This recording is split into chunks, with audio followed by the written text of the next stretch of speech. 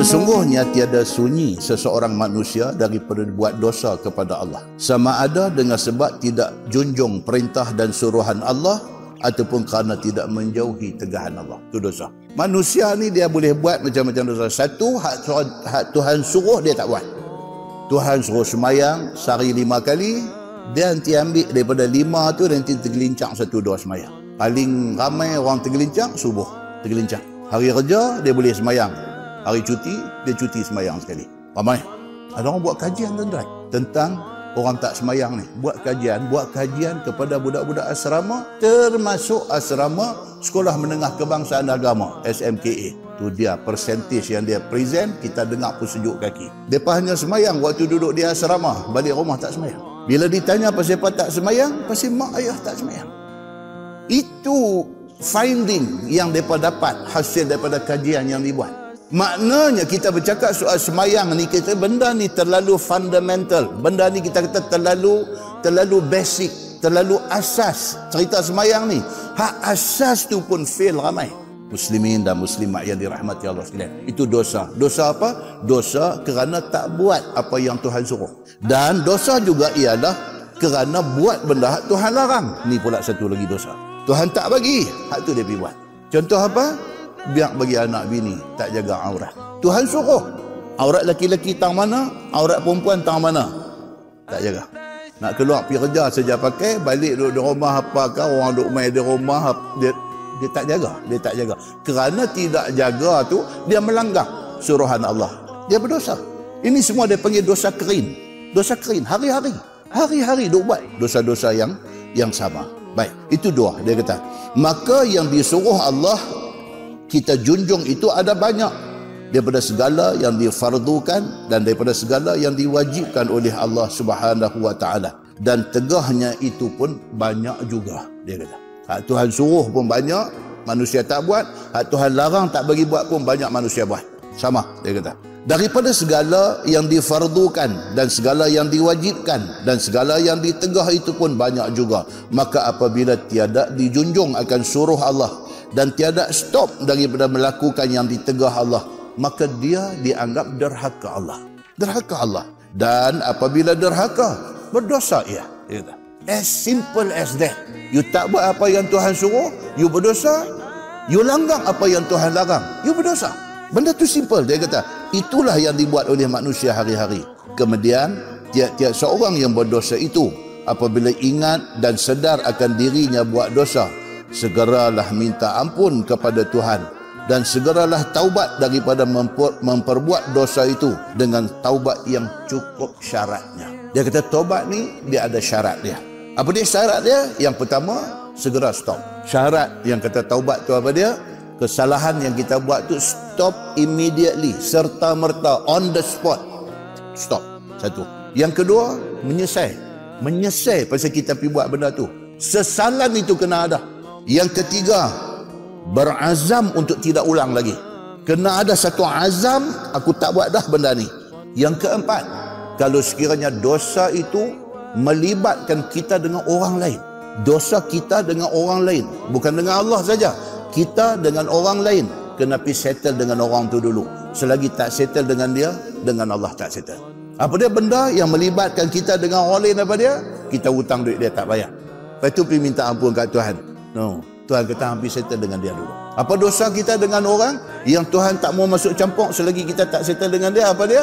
Kita pernah fitnah dia. Oh, ini ramai ini ramai. Kita pernah fitnah dia. Kita pernah, sama ada kita yang start create satu cerita, merosakkan nama dia, kemudian cerita kita tu orang pakai share, dosa tu semua duk mai kat kita. Ataupun orang yang buat cerita tu kita tolong sebarkan, juga kita mendapat dosa. Hak tu tak settle.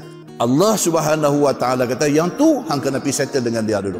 Hang kena pergi jumpa dia, settle dengan dia dulu. Kalau zaman lah ni pakai WhatsApp, pakai message, hantar dekat dia. Assalamualaikum tuan, saya pernah macam ni dengan tuan. Saya buat tu kerana saya percaya apa yang dia habaq dekat saya. Saya minta maaf, saya minta ampun banyak-banyak. Saya berjanji saya tak buat dah benda ni. Saya harap Tuhan maafkan saya.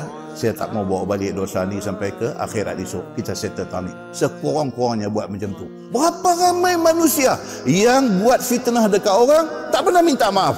Berapa ramai manusia yang dia bukan sikit punya cerca, caci, maki, fitnah, tohmah, aibkan orang, jatuhkan orang, burukkan nama orang, macam-macam benda dia buat dekat orang. Tidak pernah sekali dia pergi minta sorry dekat orang yang dia buat. Berapa banyak dosa ni dia nak bawa balik pergi menghadap Allah Subhanahu wa taala. Itu syarat-syarat kita nak bertaubat kepada Allah. Muslimin dan muslimat yang dirahmati Allah sekalian. Nescaya siapa yang minta ampun dan bertaubat dengan cukup syarat itu, diampun oleh Tuhan akan dosanya. Bermula dalil yang menunjukkan yang demikian itu adalah hadis yang dikeluarkan oleh Imam At-Tirmizi. Diriwayatkan kepada satu sahabat Nabi sallallahu alaihi wasallam, namanya Abu Bakar As-Siddiq radhiyallahu anhu. Kata dia, telah aku dengar Nabi sallallahu alaihi wasallam bersabda, tiada daripada satu orang laki-laki yang buat dosa akan satu dosa, kemudian teringat dia akan dosanya, lalu bangun dia, maka bersuci badannya, mengambil wuduk ayat semayangnya dengan hati yang ikhlas kepada Tuhannya, kemudian terus sembahyang, sembah dia Tuhan dengan hadir hati dan merendahkan dirinya kepada Allah dan menghinakan dirinya di hadapan Allah, serta membesarkan Allah Subhanahu wa taala, memuji-muji dan berdoa minta ampun kepada Allah Subhanahu wa taala atas dosa-dosanya. Tiada seorang yang memperbuat yang demikian itu melainkan diampunkan Allah baginya. Dia nak habaq tu sungguh tu, kesungguhan tu dalam nak mengaku berdosa dia dengan Allah ni. Sungguh dia tu. Dia bangkit pukul 4 pagi. Bangkit pukul 4 pagi, pergi bilik ayat, dua ambil ayat semayang tu, ayat mata derah lah. Menyesali atas dosa dia. Siap ambil ayat semayang semua, pergi hampak sejadah, Allahu Akbar. Sunat wuduk. Sunat wuduk 2 rakaat. Ini amalan yang menjadi amalan yang tidak ditinggal oleh Bilal bin Rabah. Kan tuan-tuan, hadis Nabi, Nabi masuk dalam syurga, Nabi dengar bunyi tapak kasut di depan dia. Siapa dia masuk dulu pada Nabi? Itu maksudnya lebih kurang. Tengok Bilal bin Rabah.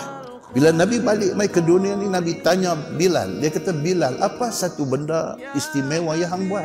Bilal kata, tak ada apa. Ada. Nabi kata, mesti ada satu benda. Pasal apa? Hang berjalan di depan aku di dalam surga.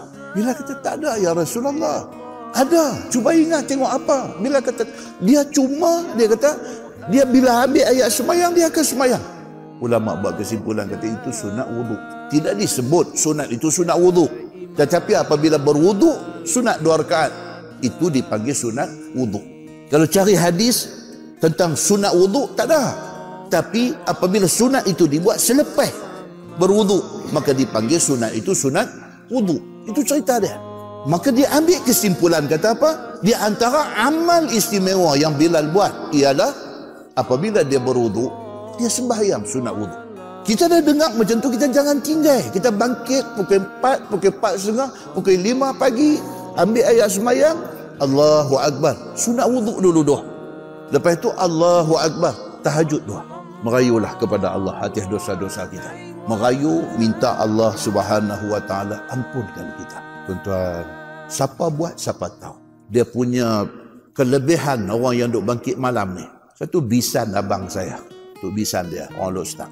Dia didiagnose kanser tahap 4. Tuan-tuan, kanser ni siapa pun kalau dengar cerita dia, sejuk kaki tangan. Takut tuan-tuan. Treatment as usual. Pergi hospital, apa nak kena, sampai kena kemo, macam-macam. Doktor sampai kata dekat dia tak ada harapan. So kemo apa semua ni boleh buat lah. Tapi doktor kata you punya ni very chronic. Masa dia jumpa saya, masa Kenuri abang saya tu jumpa dia. Dia mai cerita, Ustaz, saya kena kanser. Dia kata, Allah. Saya kata, insyaAllah. Allah bagi penyakit ni, Allah boleh bagi baik. Cakap boleh lah, kita tak kena. Kita cakap ke orang yang kena, boleh lah kan. Dia kata, Allah bagi sakit, Allah boleh bagi baik.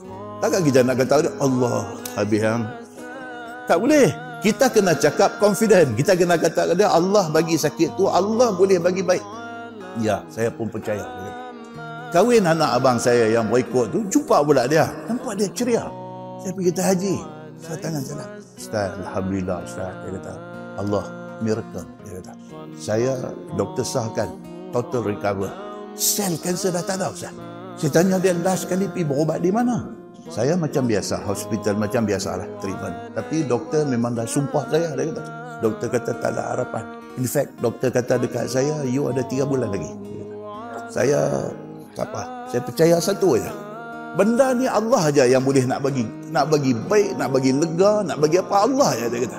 Saya tak tinggal Ustaz. Dia tadi saya cerita kat Ustaz lah. Saya nak cerita, saya nak share. Bukan apa, nak share. Dia kata, saya tahajud Ustaz. Dia kata, saya bangkit pukul 4 pagi without fail. Tiap-tiap malam. Saya bangkit, saya tahajud, saya menangis Ustaz. Saya minta dekat Allah satu je. Minta Allah bagi saya lega daripada sakit ni. Hak tu saja Ustaz. Saya tak buat lain pun. Saya tak pergi cari perubatan alternatif. Apa pun saya tak buat. Allah Subhanahu Wa Taala, Tuhan Maha Besar. Ustaz, saya rasa Ustaz kebesaran Allah. Dia lega. Tak ada benda mustahil pada Allah Subhanahu Wa Taala. Allah nak bagi lega, lega. Iza arada syai'an ay yaqula lahu kun fayakun. Allah kata hang lega, lega. Bulat hati dia, yakin Allah boleh bagi dekat dia. Allah bagi, tuan-tuan. Muslimin dan muslimat yang dirahmati Allah. Kita tak tahu taraf mana munajat dia dengan Allah tu, kita tak tahu. Tahap munajat dia dengan Allah tu kita tak tahu. Tapi dia ni special sehingga Allah boleh tunai permintaan dia. Tapi dia minta dalam sembahyang malam aja. Muslimin dan muslimat yang dirahmati Allah. Benda-benda macam ni bila kita dengar, dia betul-betul memberi iktibar, memberi insaf kepada kita. Yakin bahawa Allah itu wujud. Allah tu ada. Allah itulah yang bagi kesembuhan kepada dia. Muslimin dan muslimat yang dirahmati Allah sekalian. Kata Sayyidina Abu Bakar As-Siddiq di dalam hadis ni, dia kata Nabi SAW bersabda, Nabi kata manusia ni bila buat dosa, dia bangun, dia ambil ayat semayang dengan hati yang ikhlas, dia terus minta kepada Allah Subhanahu Wa Taala dengan merendahkan diri dan menghinakan diri dia di depan Allah Subhanahu Wa Taala. Mulut tak habis-habis memuja kebesaran Allah Subhanahu Wa Taala. Minta Allah ampunkan akan segala dosa dia. Nabi SAW kata, siapa yang buat macam tu, Allah ampun dosa dia.